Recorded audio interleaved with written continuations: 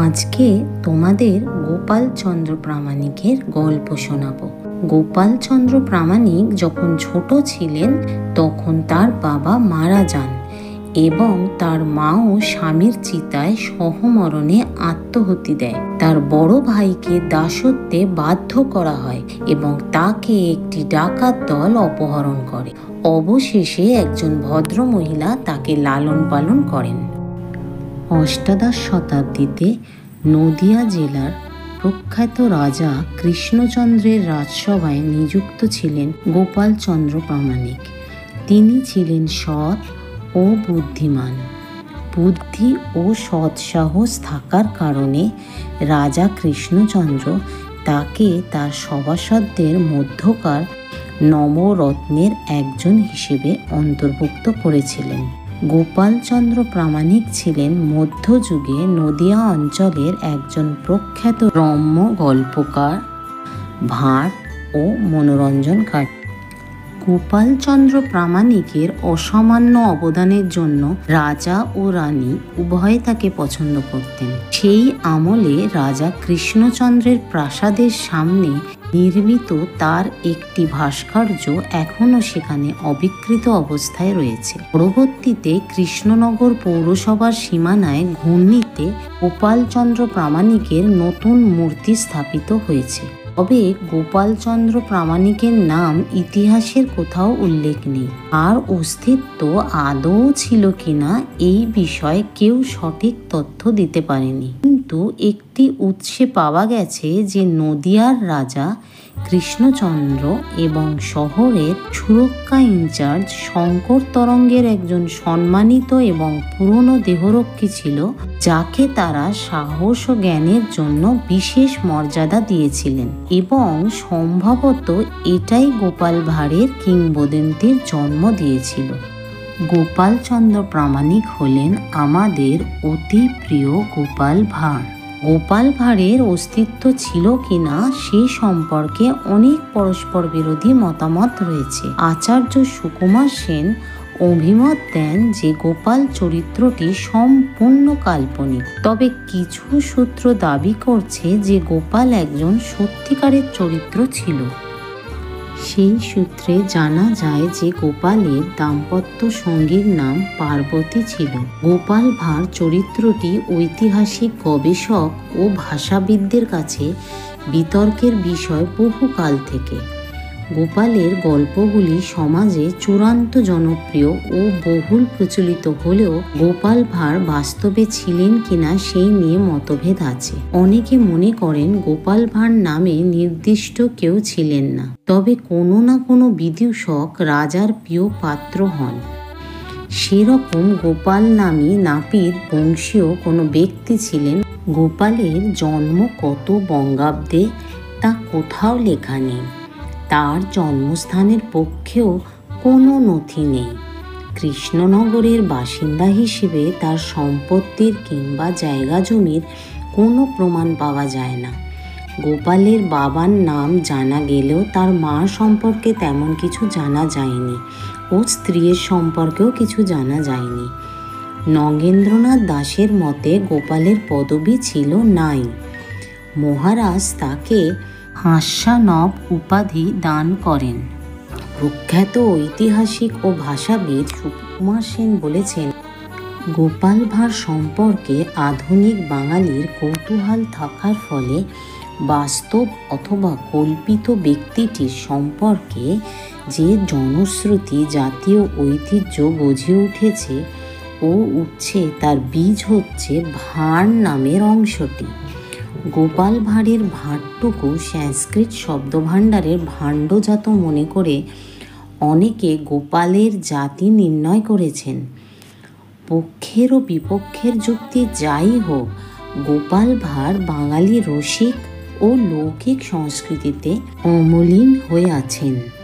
তবে এই বিতর্কের মাঝেই নগেন্দ্রনাথ দাস নামের এক ব্যক্তি নিজেকে গোপাল ভাঁড়ের বংশধর বলে দাবি করে বসেন এবং নবদ্বীপ কাহিনী বা মহারাজ কৃষ্ণচন্দ্র ও গোপাল ভাঁড় নামে একটি বইও লিখে ফেলেন তিনি। এমন একটি মজার মানুষের ফাঁসির আদেশ হলো কেন? তখন ছিল 1757 সাল।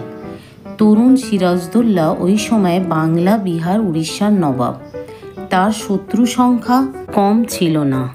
মীর জাফর, ঘাসেটি বেগম, জগৎ শেঠ, রায়দুর্লভ, উমিচাঁদ সহ অনেকেই গোপনে ষড়যন্ত্র করে তাকে সিংহাসনচ্যুত করার কাজে লিপ্ত। তারা প্রত্যেকেই নিজের স্বার্থ হাসিল করার জন্য ইংরেজ বণিকদের সঙ্গে চুক্তি করে।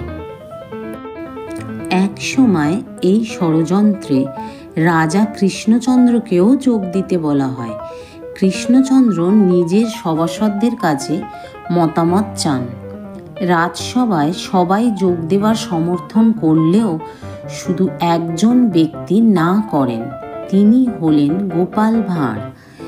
তিনি আন্দাজ করতে পেরেছিলেন ইংরেজ ও মির্জাফরের কূট পরিকল্পনা, আর স্বার্থসিদ্ধির পর ইংরেজরা আর যে রাজাকে মনে রাখবে না সেটাও তিনি টের পান। সর্বোপরি বাংলার এমন সর্বনাশ না করতে গোপাল বারবার অনুরোধ করলেন রাজা কৃষ্ণচন্দ্রকে, কিন্তু রাজা তার কথায় কর্ণপাতও করলেন না, বরং তার বাকি সভাসদদের নিয়ে গোপালকে চরম বিদ্রূপ করতে আরম্ভ করলেন। গোপাল কিন্তু তার সিদ্ধান্তে অটল। তখন কৃষ্ণচন্দ্র গোপালকে শর্ত দিলেন, গোপাল যদি মুর্শিদাবাদে গিয়ে নবাবকে মুখ ভেঙচি দিয়ে আসতে পারে তবেই তিনি আর নবাবের বিরুদ্ধে যাবেন না।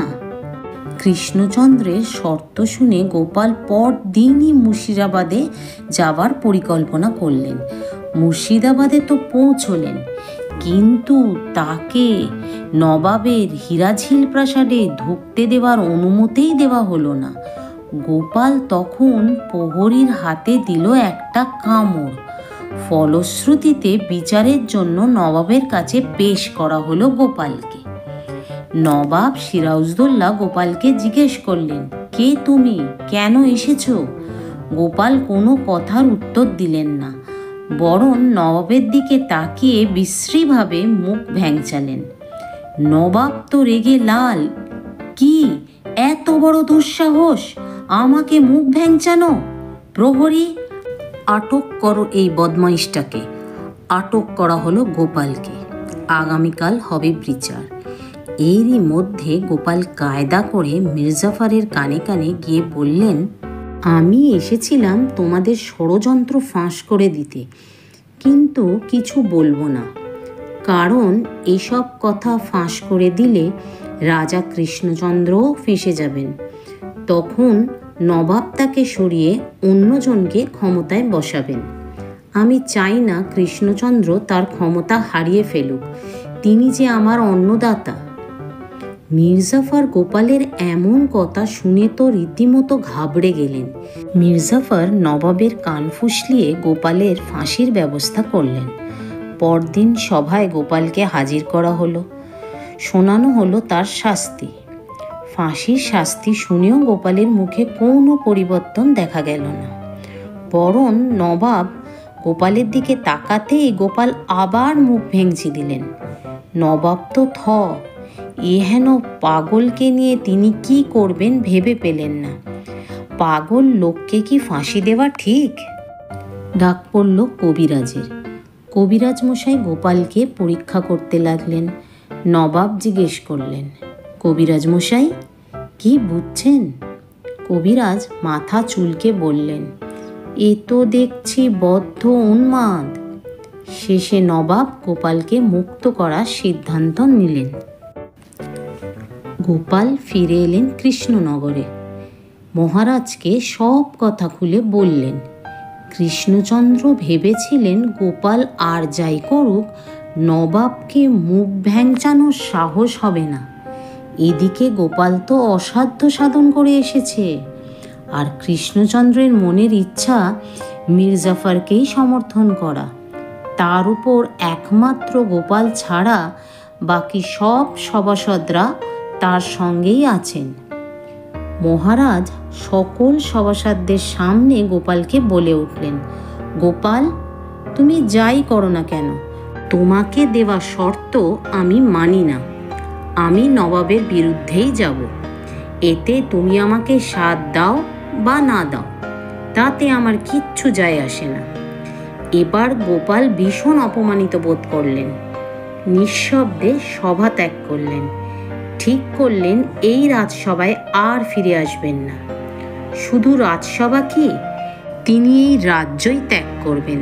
অতঃপর ব্যথিত মনে কাউকে কিছু না বলে রাতের অন্ধকারে গোপাল সপরিবারে রাজ্য ত্যাগ করলেন। এরপর সদা হাস্যময় গোপাল ভাঁড়কে বাংলায় আর কেউ দেখেনি। যে মানুষটির নাম শুনলেই এখনো আমরা হেসে ফেলি, যার কথা শুনলেই মনে পড়ে উদ্ভট কীর্তিকলাপ আর তীক্ষ্ণ বুদ্ধির কথা। ভাঁড়ের অভয় মনে এলে অবধারিতভাবে টাক মাথা, পেট মোটা, রোগুড়ে একজন লোকের চেহারা ভেসে ওঠে বাঙালির মনে। তিনি হলেন গোপাল ভাঁড়। কিন্তু সকলের এত প্রিয় মানুষ হওয়া সত্ত্বেও তাকেই এই কারণে ফাঁসির আদেশ দেওয়া হয়েছিল। এই হলো গোপালচন্দ্র প্রামাণিকের গল্প, আমাদের অতি প্রিয় গোপাল ভাঁড়। প্রায় 200 বছরেরও অধিক আবহমান কাল ধরে প্রচলিত তার জীবনরস সমৃদ্ধ গল্পগুলি পশ্চিমবঙ্গ ও বাংলাদেশের বাংলা ভাষাভাষী মানুষের মাঝে লোককথায় এখনও স্বমহিমায় টিকে আছে। কতগুলি গল্প প্রায় প্রবাদের ন্যায় ব্যবহৃত হয়। কমেন্ট করে জানিও গল্পটি কেমন লাগলো। সকলে খুব ভালো থেকো।